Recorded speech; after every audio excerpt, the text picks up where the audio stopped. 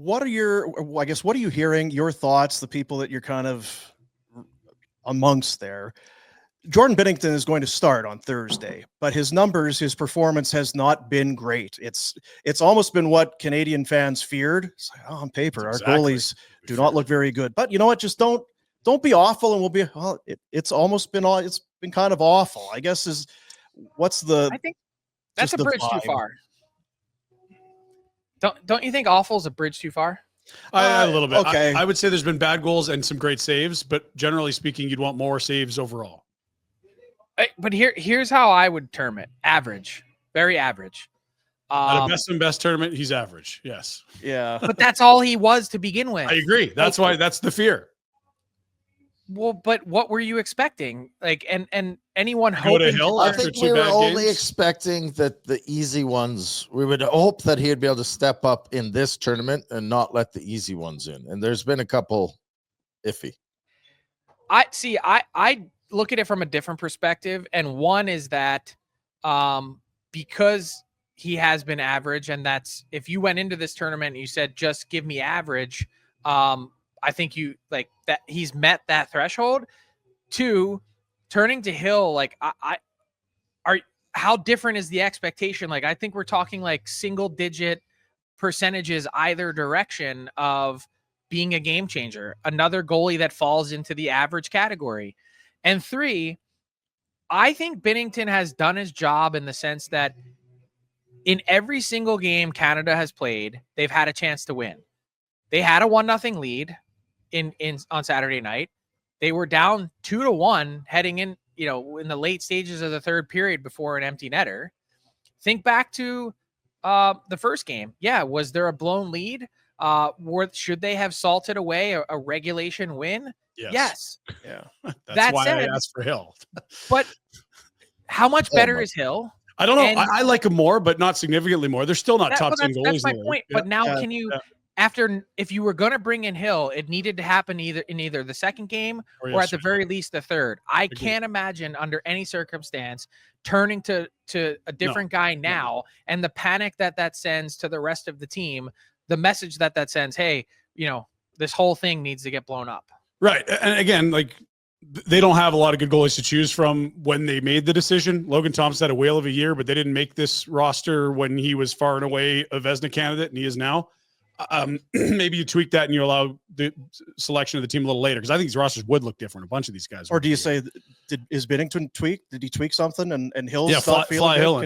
Well, but they got Montembeault. I don't know why the hell did Kemby Mutombo's third string in Canada's net? Like, what the hell's he done? Somebody tried to argue hard backup around the league. Mutombo should have been in Montreal playing. Like, what are we doing here? Like, but let me ask you another question. Okay, let's just say, like, for whatever reason, they made a different decision and picked Thompson off the start. Yeah. How much better would you really feel today? I think you're not talking about a blown lead against Sweden nor a soft game-tying goal against the Americans. Dude, that's highly speculative. Well, I mean, the body of work's how many games, Frank? 60 in the NHL? He's been exceptional. Okay. He's right there amongst, like, with Hellebuck in goals saved above expected. I understand. Canadians have gone to for 30 years and had an elite netminder. This is the first time they haven't. But we're also kind of 2 shitburger goals away from feeling just fine about Bennington. Is that totally fair? Yeah. Like maybe you let in one iffy goal in 3 games. And look, if he's great on Thursday, nobody cares. It's just this is the only Achilles heel of the roster. I know. But here's the other part of it, okay? And trust me, I'm not absolving Jordan Binnington at all. I would have started, and I said was very clearly last week, I would have started Aiden Hill from Jump Street in this tournament. That said, if Canada scores more, where are the superstars?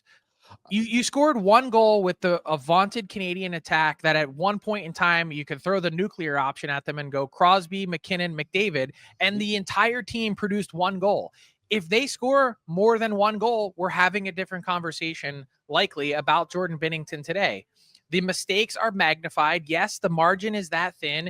Yes, maybe just the difference in a close margin between Hellebuck and Bennington is the difference in this tournament.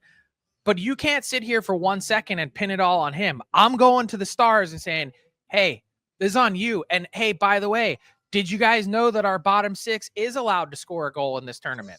I mean, These are other parts of it that if you want to focus in and magnify and crucify Jordan Binnington, but by all means, go ahead. But let's talk about some of the real issues. No, this is a real issue. I'm not blaming it all on it, but it was the area you worried about, and nothing that's happened would stop you from worrying heading into the final. How many people have talked about Sidney Crosby's 2 crucial turnovers on Saturday? Yeah, and he's playing through something that we forgot about after the Thursday. Oh, yeah, that's what I was going to say. All of a sudden, good. So Thursday, he's unbelievable. And look at this guy. And then all of a sudden, the narrative the next couple of days is, but how much can we reasonably expect out of Sidney Crosby? It's one or the other. It can't be both. Hey, guys, thanks for watching. Be sure to check out more of our content right here on the Flames Nation YouTube page. We had a bunch of great long-form interviews. You can check out some videos we've done as well outside of the studio. And, of course, if you want more writing or merchandise stuff, flamesnation.ca or nationgear.ca. Appreciate you watching.